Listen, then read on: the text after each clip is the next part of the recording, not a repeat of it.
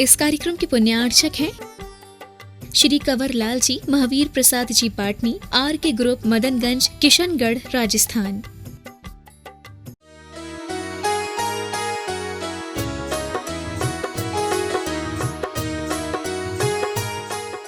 कोई आपसे पूछे भक्ति किसे कहते हैं, भगवान की भक्ति से क्या मिलता है, तो एक लाइन लिखी है, भक्तिश्च सा स्मर रोषाग्नि घनौग वर्षा।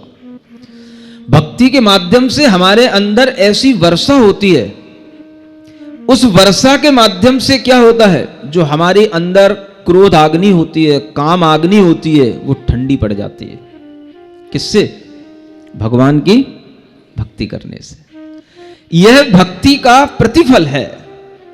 जितना आप वीतराग भगवान की भक्ति करेंगे, आपके अंदर का क्रोध भाव, काम भाव शांत होगा, और यही भक्ति का प्रतिफल जब अनुभव में आता है तो उस व्यक्ति का भक्ति करने में मन और लगता चला जाता है।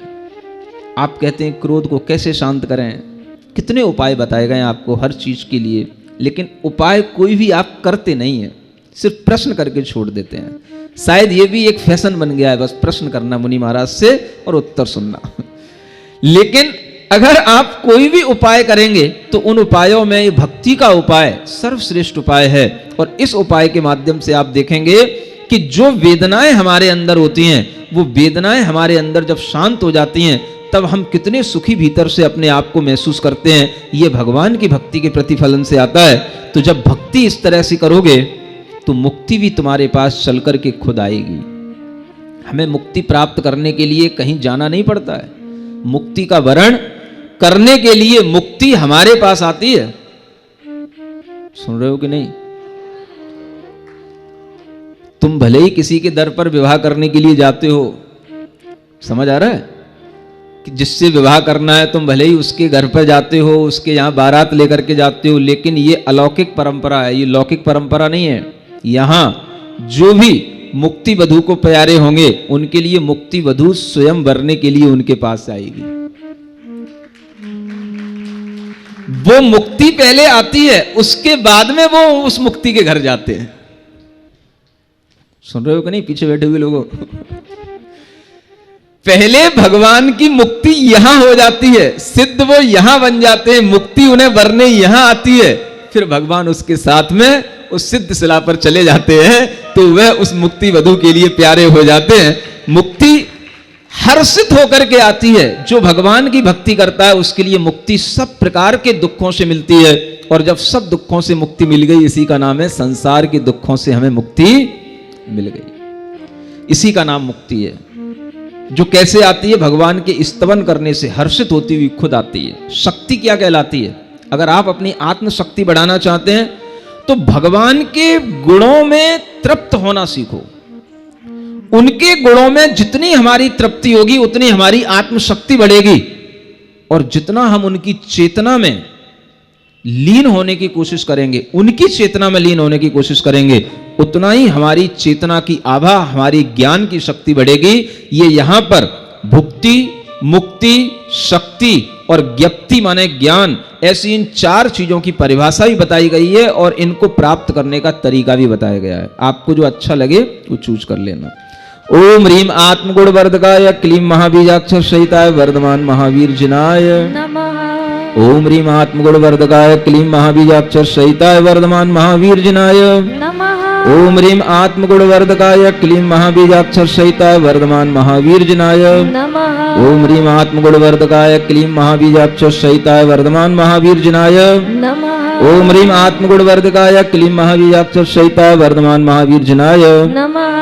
ओम ह्रीम आत्मगुण वर्धकाय क्लीम महाबीजाक्षर सहिताय वर्धमान महावीर जिनाय नमः। ओम ह्रीम आत्मगुण वर्धकाय क्लीम महाबीजाक्षर सहिताय वर्धमान महावीर जिनाय नमः। ओम ह्रीम आत्मगुण वर्धकाय क्लीम महाबीजाक्षर सहिताय वर्धमान महावीर जिनाय नमः। ओम ह्रीम आत्मगुण वर्धकाय क्लीम महाबीजाक्षर सहिताय वर्धमान महावीर जिनाय नमः। आपको कैसा लग रहा है कि यह वर्धमान स्तोत्र भक्ति, मुक्ति, शक्ति, ज्ञप्ति सब चीजों का खजाना है। आप कोई भी पात्र अपने घर में लाते हैं, चांदी सोना अपने घर में लाते हैं, वाहन लाते हैं, वो कोई खजाना नहीं होता है। खजाना इसका नाम है। अगर इस खजाने को बंद करके आप इसको सजा करके अपने घरों में दीपावली के लिए तैयार करके रखें, तो मैं समझता हूं कि सबसे अच्छी गिफ्ट है जो मैंने आज समाज को दी है, कि आप अपने घर में इस स्तोत्र को ही इस रूप में सजा करके रखें। अरे चांदी खाली क्या खरीदना, चांदी पर ऐसे काव्यों को अंकित करके उसको अपने घरों में रख करके उसकी पूजा करोगे तो कुछ चांदी चांदी होगी, बाकी तो क्या चांदी चांदी होना है। चांदी नहीं है तो कॉपर सही, लेकिन अगर आपके लिए इस तरीके का भाव आए कि अब इस बार हम घर में क्या नया लेकर के आए, क्या नया लेकर के आओगे, नया मोबाइल, नई कार, क्या नया लेकर के आओगे, इससे ज्यादा क्या नया होगा। कितनी लिपाई पुताई करने के बाद में घर का नयापन 2 दिन बाद फिर वैसा ही लगने लग जाता है। लेकिन आपको अगर कुछ नई चीज चाहिए तो आपके सामने ये वर्धमान स्तोत्र के रूप में है, और इस नई चीज को अपने पास में रख करके आप भगवान की स्तुति और हमेशा के लिए वर्धमान भगवान की स्मृति अपने पास में बनाए रख सकते हैं।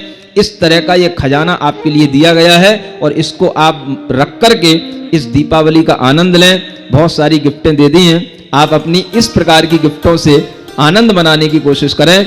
और ओम अरहम ओम अरहम ओम अरहम बोल, सभी कार्य की सिद्धि से तो पहले इसको ओम अरहम ओम अरहम ओम अरहम बोल, सभी कार्य की सिद्धि से तो पहले इसको ओम अरहम नमः ओम अरहम नमः ओम अरहम नमः ओम अरहम नमः ओम अरहम नमः ओम अरहम नमः ओम अरहम नमः अरहम नमः ओम अरहम नमः। महावीर भगवान की जय हो। परम पूज्य आचार्य गुरुवर श्री विद्यासागर जी महाराज की जय बोलिए। परम पूज्य मुनिवर श्री प्रणम्य सागर जी मुनि महाराज की, परम पूज्य मुनिवर श्री चंद्र सागर जी महाराज की, समस्त मुनि संघ की।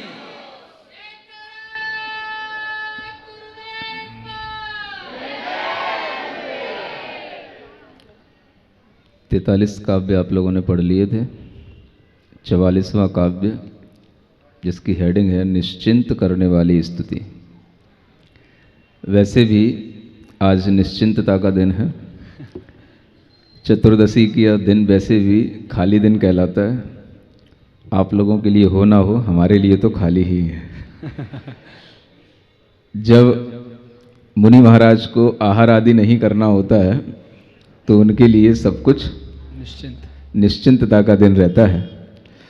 और इसी प्रकार की स्तुति करने से कुछ और निश्चिंतता आपके मन में बढ़ सकती है। वह स्तुति का भाव पहले पढ़ते हैं। भृत्योपि भूपतिमरं तु सदाश्रयामि, प्रोत्थाय मस्तकमतीव मदेन याति, त्रैलोक्यनाथ पदपङ्कज भक्तिभक्तो, निश्चिन्तितां यदि दधाति तु विस्मयः किम्। मैं राजा के निकट रह रहा यही सोच कर नौकर भी अपना मस्तक ऊंचा करके गर्व हार कर चले कभी। तीन लोक के नाथ आपके चरण कमल भक्ति वाला, भक्त यहाँ निश्चिंत बना यदि क्या विस्मय प्रभु रखवाला। जब हम भगवान की भक्ति करते हुए आनंदित होते हुए आगे बढ़ते हैं तो कुछ ऐसे भाव अपने आप प्रकट होते चले जाते हैं। एक सोचने की बात ये आती है कि जब कोई मंत्री होता है, सांसद होता है, या कोई प्रधानमंत्री होता है, राजा होता है, उसके आसपास कोई व्यक्ति रहता है, उसका होकर के रहता है, तो वह व्यक्ति अपने आप में अपना मस्तक ऊंचा करके गर्भ धारण करके इस तरह से चलता है जैसे कि वही राजा हो, ऐसा भाव देखने को मिलता है। और इस तरह के भाव को देख करके जब व्यक्ति निश्चिंत हो जाता है कि मैं राजा का आदमी हूं, आप उससे कुछ कहेंगे तो सबसे पहले अपना परिचय इसी रूप में देगा। आप अगर उसको कुछ धमकी देंगे तो उससे बड़ी धमकी वो दे देगा आपको। ऐसा विचार करके यही बात आप अगर भगवान की भक्ति में लगाएं कि जब एक सामान्य राजा के निकट रहने वाला व्यक्ति भी इतना गर्व धारण कर सकता है, तो हम जिन भगवान के भक्त हैं वो 3 लोक के नाथ हैं, त्रिकालज्ञ हैं, सर्वज्ञ हैं और 3 लोक में जिनकी महिमा है, ऐसे प्रभु के हम अगर भक्त हैं और उन भगवान की भक्ति करके अगर हम अपने अंदर निश्चिंतता लाते हैं, किसी भी तरह का हमारे अंदर अगर कोई भी चिंता का भाव आता है तो हम उसे केवल प्रभु के सहारे छोड़ करके ये सोच करके छोड़ देते हैं कि हमारे लिए तो भगवान की भक्ति सहायक है। ऐसा सोच करके जब आप निश्चिंत बनते हैं तो फिर हमें कहना नहीं पड़ता, प्रभु हमारे रखवाले हैं, हमारी रखवाली अपने आप हो जाती है। ऐसी निश्चिंतता का भाव जब आता है तो वह भाव ही हमारे अंदर की भक्ति का भाव होता है, और उस भक्ति से हम इस तरह की निश्चिंतता ला पाएं तो यही भक्ति का प्रतिफल होता है। आप सोचें कि अगर एक सामान्य राजा के निकट रहने वाला व्यक्ति इतना निश्चिंत हो सकता है, तो आपको वीतराग, सर्वज्ञ, हितोपदेशी, 3 लोक के नाथ उन वर्धमान भगवान की स्तुति करते हुए, उनके निकट रहते हुए इस तरह की निश्चिंतता का भाव आ ही जाना चाहिए। और ये भाव आ जाए तो समझ लेना कि अब आपने अपनी भक्ति का फल प्राप्त कर लिया है। भगवान की भक्ति करते हुए अगर इस तरह से हमारे अंदर निश्चिंतता आ जाती है तो इसमें कोई विस्मय की बात भी नहीं होती है, कोई आश्चर्य की बात भी नहीं होती है, क्योंकि भगवान हमेशा अपने भक्त के लिए कभी भी भगवान अपनी भगवत्ता को छोड़ करके नहीं आते। लेकिन भक्त इतना मजबूत होता है, भक्त इतना दृढ़ निश्चय वाला होता है, भक्त भगवान की भक्ति में इतना विश्वस्त होता है कि वह प्रभु की भक्ति से अपने अंदर वह चीज प्राप्त कर ही लेता है जिसे वह प्राप्त करनी होती है। आपने सेठ धनंजय के बारे में सुना होगा। सर्प चढ़ा है विष का, और उस विष को उतारने के लिए अगर कोई भी औषधि है तो वह औषधि और कोई औषधि उन्हें नहीं मिली, और वह सीधा का सीधा धनंजय सेठ क्या करने लगा, भगवान की पूजा में ही लीन था और भगवान की पूजा ही करता रहा। और भगवान की पूजा करते करते ही उस बेटे का विष उतर गया, और जब वह विष उतर गया तो उसकी जो पत्नी थी वो भी देख करके आश्चर्य में रह गई कि मैं तो सोचती थी कि ये बेटा मर ही जाएगा, लेकिन आज मैंने पता चला कि भगवान की भक्ति से ऐसा विष भी उतर सकता है। निश्चिंतता आती है जब हम अपने से बड़े के प्रति, पूज्य पुरुष के प्रति विश्वास रखने लग जाते हैं। तब अगर तुम घबराओगे, बीच बीच में संदेह करोगे, तो भक्ति भी संदेह में पड़ जाती है। कितने ही लोग ऐसे होते हैं, स्तोत्रों के यह व्रत उपवास आदि ले लेते हैं, पहले भी ले रखे होंगे लोगों ने, कुछ लोग आज भी लेने का मन बनाए रखे हैं कि हम आज ही लेंगे। ऐसे भी कुछ लोग हैं जो व्रत उपवास आदि करके 64 उपवास या 64 एकासन आदि करके इस स्तोत्र के माध्यम से वर्धमान स्वामी की भक्ति निरंतर करते रहना चाहते हैं। और इस तरह की भक्ति का भाव रख करके वह लोग सोचते हैं कि हम अगर भगवान की भक्ति करते रहेंगे तो हमें इसका प्रतिफल मिलेगा। लेकिन कभी कभी लोग भक्ति करते करते भी बीच में संदेह में आ जाते हैं, घबरा जाते हैं। सोचा था हमें जल्दी ही लाभ मिल जाएगा, लेकिन जल्दी लाभ नहीं मिल पाया। नहीं मिल पाया तो क्या करें? अब हमने नियम तो लिया है, 64 व्रत करने हैं तो पूरे तो करने हैं, पूजा करनी है तो पूरी तो करनी है, लेकिन फिर वो मन के साथ नहीं होती। ऐसा होता है कि नहीं होता है? बोलो तो, होता है? हाँ, होता है। जब सब लोग साथ में बैठे हों, महाराज सामने बैठे हों, तब तो बड़ा उत्साह बनता है। और जब अकेले पूजा करनी हो और कोई हमारे साथ में ना हो, केवल भगवान बैठे हों और वो भी मौन बैठे हों और हमें ही सुनाते जा रहे हों और कोई उधर से रेस्पॉन्स नहीं आ रहा हो, बड़ा कठिन होता है। फिर भी एक भक्त होता है, अपने अंदर दृढ़ता रखता है और उस दृढ़ता के माध्यम से ही भगवान की भक्ति में लीन रहता है। और ऐसा करते करते ही जब वह भगवान की पूजा, भगवान की भक्ति को पूरा कर लेता है, तभी उसे ऐसा फल मिलता है कि बड़े बड़े विषधरों के विष भी उतर जाते हैं और बड़े बड़े अंतराय कर्म के उदय से होने वाले अनेक जो विघ्न हैं वो भी सब दूर हो जाते हैं। ये सब हमें भक्ति की लीनता से मिलेगा। और भक्ति की लीनता आपको दिखानी पड़ेगी। हम आपके लिए एक कोर्स दे करके जाएंगे, एक आपको गिफ्ट दे करके जाएंगे कि कम से कम आप ऐसा ना सोचें कि भाई चतुर्मास हो गया और महाराज चले गए और हम सब वहीं के वहीं हो गए। बाद में भी आप भगवान की भक्ति करते रहो। जब भगवान की भक्ति करोगे तो हम भी कहीं ना कहीं याद आ ही जाएंगे। और जब याद आएंगे तो फिर आपके लिए अपने आप वह मनोभाव की पूर्ति के लिए आशीर्वाद भी मिलता ही रहेगा, अगर आप इस तरह से भगवान की भक्ति में निरंतर अपने आप को जोड़े रखने का प्रयास करोगे। पहले भी कई लोगों ने व्रत लिए हैं। जिन लोगों ने व्रत लिए हैं आज वो भी उस व्रत को और रिन्यू कर सकते हैं। चलेगा? वही बता सकते हैं कि कितने लोग उस व्रत का पालन कर रहे हैं या उस संकल्प को और आगे बढ़ाए रखे हुए हैं, और कितने लोग ऐसे भी हैं जो आज इस दीपावली के पावन अवसर पर इस बात की स्मृति बनाए रखने के लिए कि हम भगवान की स्तुति निरंतर करते रहेंगे, आज भी व्रत लेने का भाव रखेंगे? हैं कोई ऐसे लोग जो 64 व्रतों को अगली साल तक कभी भी कर सकते हैं?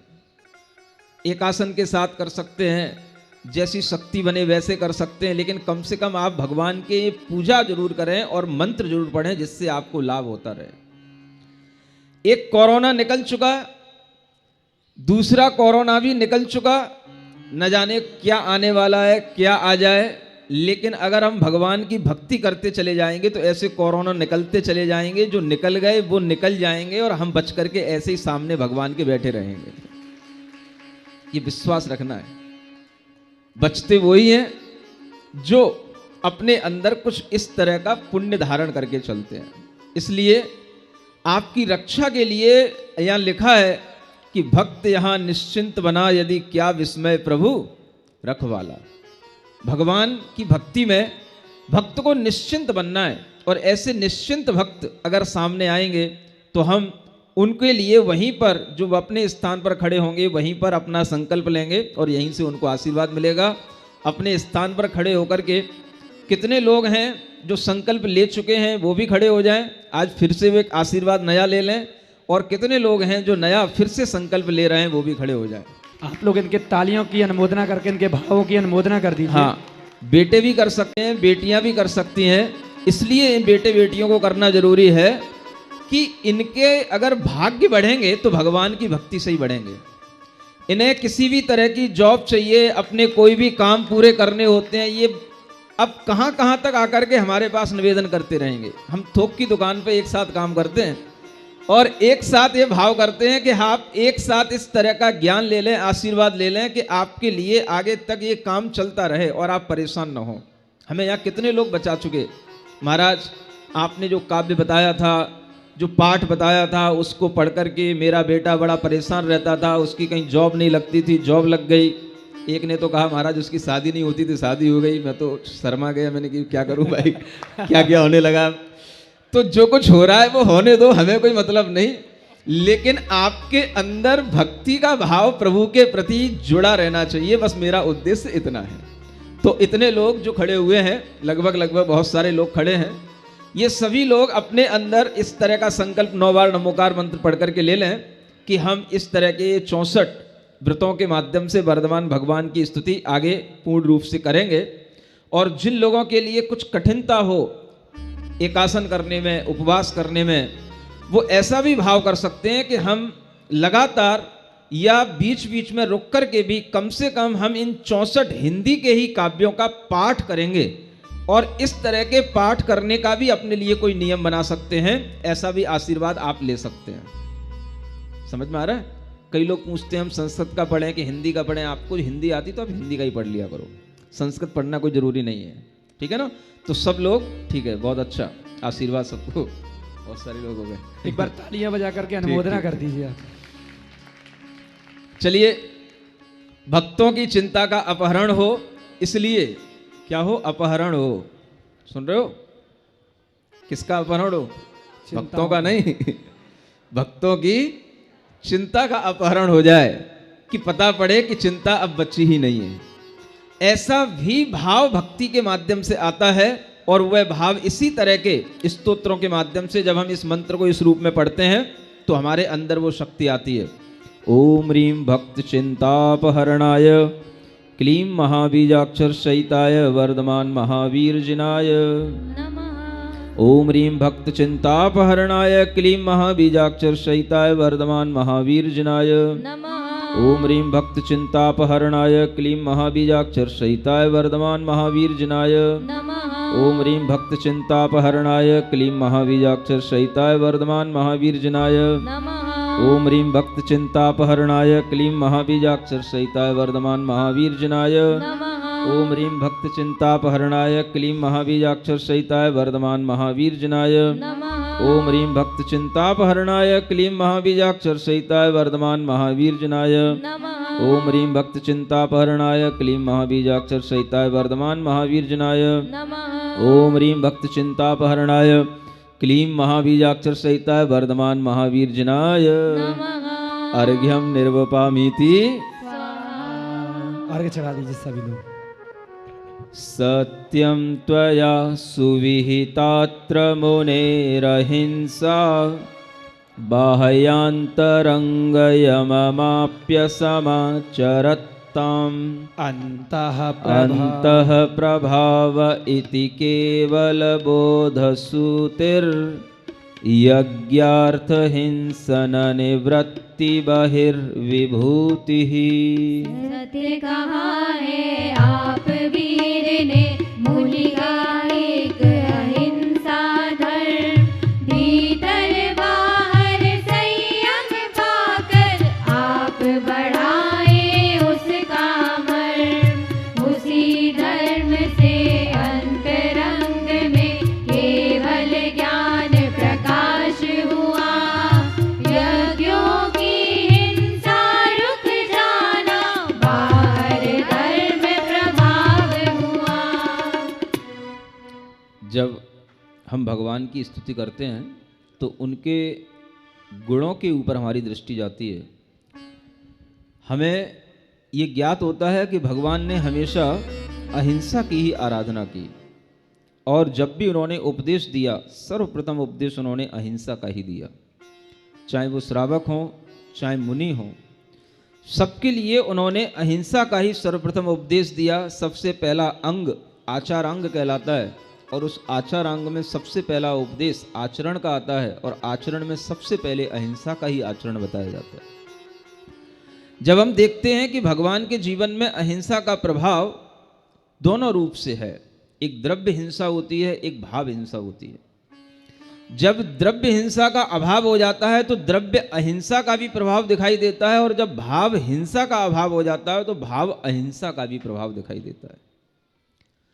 ये वो अहिंसा का ही प्रभाव है जिसके माध्यम से राग और द्वेष को नष्ट किया जाता है। भीतरी हिंसा राग द्वेष करना कहलाती है, और बाहरी हिंसा जीवों का वध करना कहलाती है।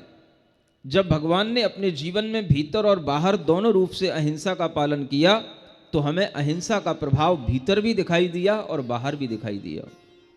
भीतर कैसे दिखाई दिया?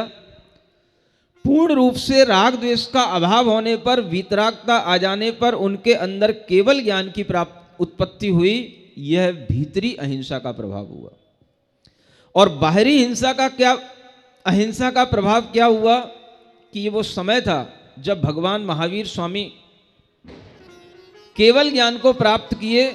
उस समय पर अनेक तरह के यज्ञ चला करते थे जिनके माध्यम से अनेक जीवों की, प्राणियों की हिंसा हुआ करती थी। बड़े बड़े यज्ञ चला करते थे, अश्वमेघ यज्ञ, नरमेघ यज्ञ। उन यज्ञों में अश्वमेघ का मतलब अश्वों को झोंका जाता था। कहा जाता था कि ये सब मर करके स्वर्ग जाएंगे। मनुष्यों को झोंका जाता था, यानी नरमेघ यज्ञ कहलाता था। जिनको स्वर्ग जाना है यज्ञ में मरो, ऐसी आत्महत्या कराई जाती थी धर्म के नाम पर।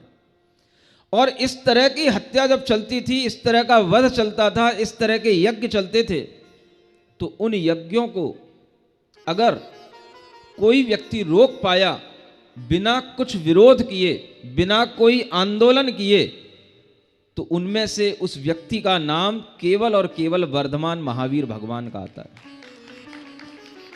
ये बात मैं नहीं कह रहा, ये बात इतिहास को पढ़ने वाले, जानने वाले और लिखने वाले लोग कह रहे हैं।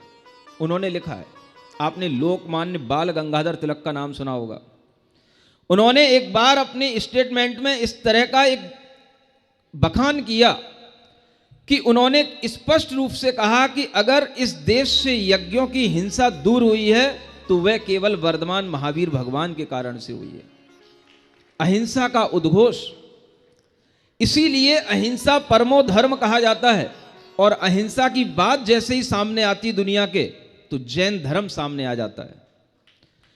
आज अगर आप देखें कि अहिंसा का नाम नॉन वायलेंस के रूप में अगर दुनिया के अंदर एक शांति लाने का एक धर्म कोई भी सामने आता है, तो दुनिया आज जैन धर्म को अहिंसा धर्म के नाम से ही जानती है।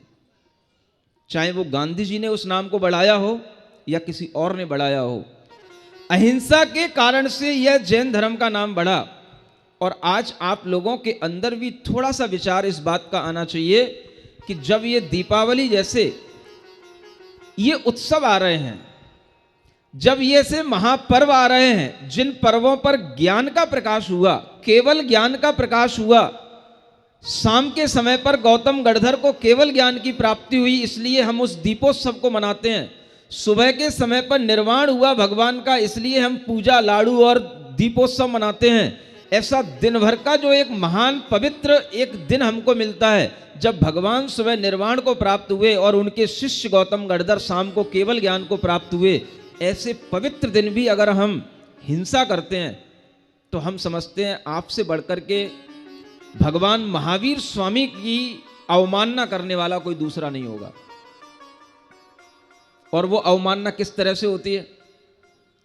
उन्होंने तो अहिंसा का उद्घोष किया और आप आज उन्हीं के नाम पर हिंसा करने उतारू हो जाते हैं। जब हम बच्चों से देखते हैं, पूछते हैं, सुनते हैं, तो ये बच्चे भी तैयार रहते हैं पटाखे फोड़ने के लिए।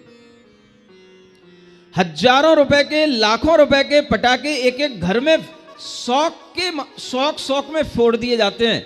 और उसके माध्यम से चारों तरफ आज पूरा विश्व चिल्ला रहा है, पर्यावरण बचाओ। विदेशों के साथ में बैठ करके प्रधानमंत्री, अनेक विदेशों के राष्ट्रपति आपस में बैठ करके एक वायदा कर रहे हैं, एक योजना बना रहे हैं पर्यावरण को बचाने की, इस विश्व को सुरक्षित करने की। और उसमें सबसे अहम भूमिका निभाई जाती है तो इस पर्यावरण को दूषित होने से बचाने की निभाई जाती है। कोर्टें तक परेशान है आदेश दे दे करके कि हिंसा नहीं होनी चाहिए, ये प्रदूषण नहीं होना चाहिए, लेकिन आप लोग अपने आप के भाव को रोक नहीं पाते। क्या मजा आता है आप लोगों को जब पटाखों की आवाजें होती हैं, थोड़ी देर के लिए वह बिजलियों सी वह चिंगारियां निकल जाती हैं और 2 सेकंड 10 सेकंड में सब हजारों रुपए ठंडे हो जाते हैं और आसमान में चारों ओर धुआं धुआं फैल जाता है। दुनिया का जितना भी दूषित वातावरण इस पर्यावरण के अंदर दूषित वातावरण जितना इस समय पर बढ़ता उतना किसी समय नहीं बढ़ता। और ये दीपावली का समय, कम से कम जैन समाज को इस विषय में एक आदर्श उपस्थित करना चाहिए। जैन समाज का प्रत्येक व्यक्ति, चाहे वो कितना ही छोटे से छोटा बच्चा हो, बड़े से बड़ा व्यक्ति हो, उसको ये आदर्श प्रस्तुत करना चाहिए कि हम अहिंसक हैं, हम कभी भी व्यर्थ की हिंसा नहीं करते हैं। जब पर्यावरण में इस तरीके का अनेक प्रकार के जो रसायन हैं, पोटेशियम जैसे रसायन, पोटास होता है, जिसके माध्यम से यह पर्यावरण दूषित होता है, अनेक जीव मरण को प्राप्त होते हैं और अनेक जीवों की हिंसा होती है, तो उस समय पर आपके लिए अहिंसा धर्म कहीं से कहीं तक नहीं बचता। प्रत्येक व्यक्ति का यह संकल्प होना चाहिए कि हम दीपावली एक प्रकाश उत्सव के रूप में, दीप उत्सव के रूप में तो मनाएंगे, लेकिन हम कभी पटाखे फोड़ करके इस पर्यावरण को प्रदूषित नहीं करेंगे, हम हिंसा को नहीं बढ़ाएंगे और जीवों के लिए कहीं पर भी घात नहीं पहुंचाएंगे। ये संकल्प हर जैन व्यक्ति का होना चाहिए। तब हम समझेंगे कि आप भगवान अहिंसा के और भगवान की अहिंसा धर्म के पुजारी हैं। तालियां बजाने से काम क्या चलेगा? संकल्प लेना चाहिए। प्रत्येक बेटे को, बेटी को यह संकल्प लेना चाहिए कि हम इस तरह की हिंसा नहीं करेंगे, हम केवल प्रकाश का, दीप का उत्सव मनाएंगे। यह दीपोत्सव है। यह भाव आपका केवल इस वर्ष के लिए नहीं, हमेशा के लिए होना चाहिए। और इस तरह की हिंसा से अगर आप बचेंगे, तभी आप दीपावली को सही रूप में प्रस्तुत कर पाएंगे। दुनिया में लोग आपसे कुछ सीख पाएंगे। अगर आप दुनिया में इसी तरह के कार्यक्रमों के माध्यम से दुनिया को देख देख करके अज्ञानता में जीते रहेंगे, तो दुनिया में आप भी परेशान रहेंगे और दुनिया को परेशान करते रहेंगे। कोर्टों के आदेश होते हैं, कोई मान्य नहीं होते हैं।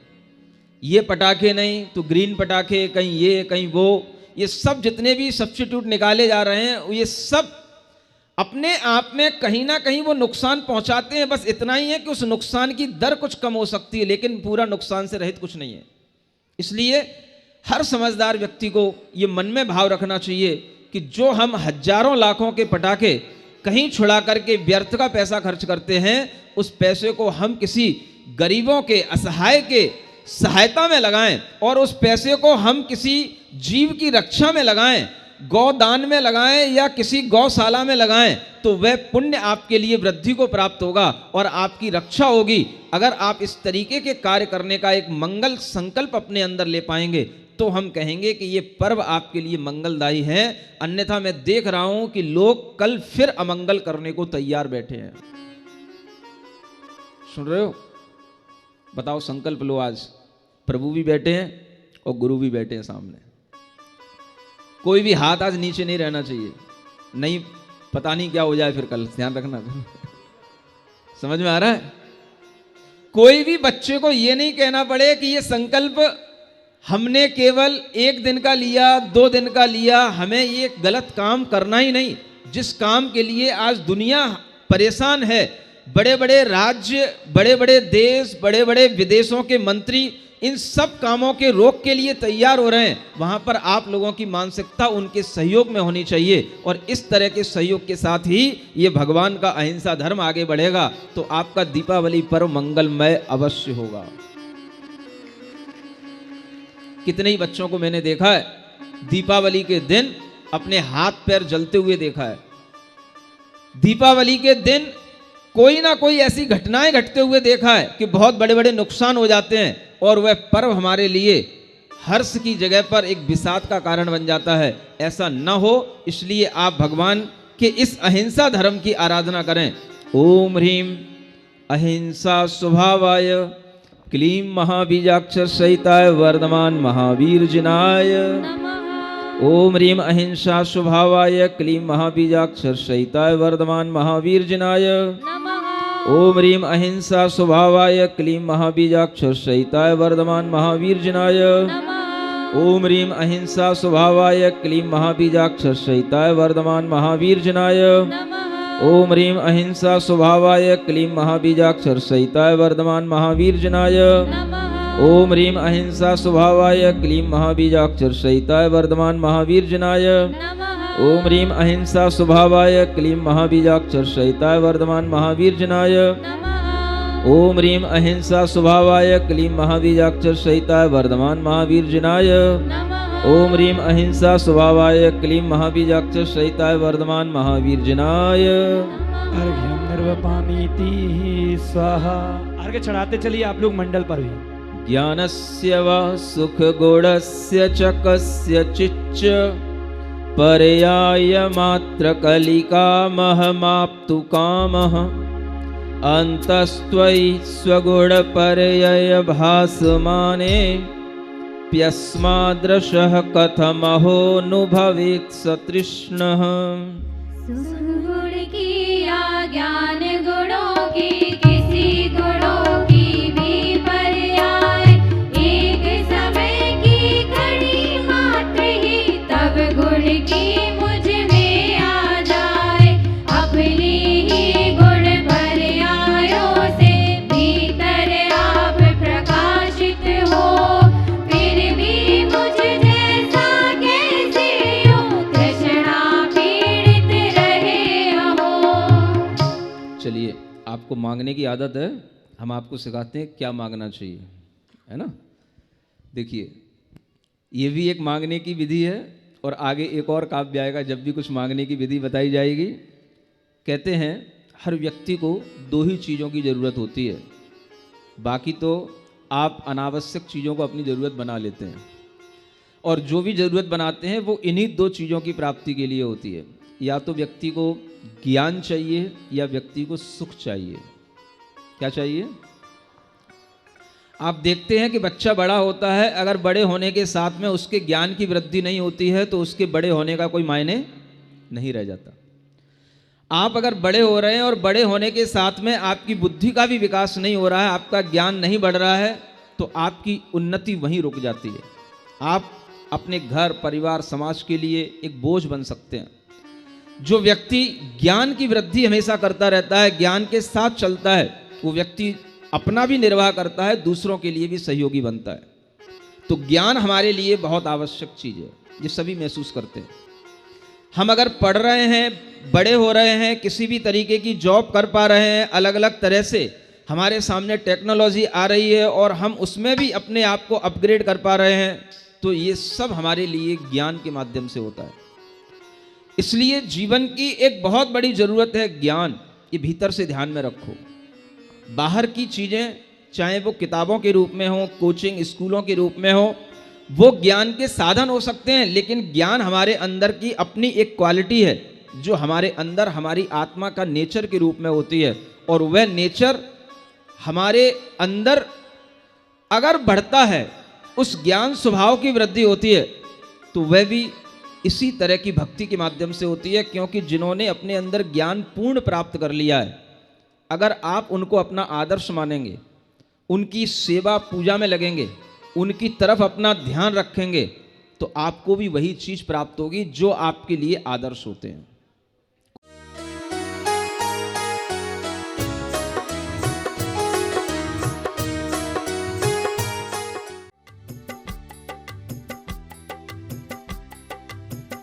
इस कार्यक्रम के पुण्यार्चक थे श्री कंवर लाल जी, महावीर प्रसाद जी पाटनी, आर के ग्रुप, मदनगंज, किशनगढ़, राजस्थान।